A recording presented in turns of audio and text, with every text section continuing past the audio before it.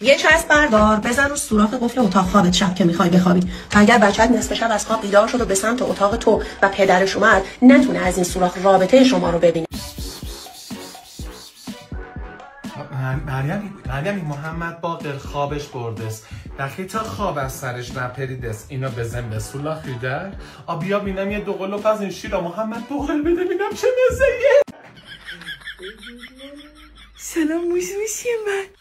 بابا من این شیر را گفتم چه مزهی است. بیدی کف پدا بذار ببینم چه مرگمون است. این شیر را گفتم اون شیر مالی خودته. به چی رفته؟ چرا اینقدر این خسیسه؟ من این شیر را گفتم ماما میگه نگفتی بچه یکیش کمز دوتاش قمز سه تاش خاطر جمز. خب اینم از وضعیتی بچه محمد باقر است پشتی دری اتاقی من است خیلی هم حواسش جمع است تمامی سولاخ سنبا خونه لا چسبست محمد باقر لا دست. الان من منتظر به پشت در بیا.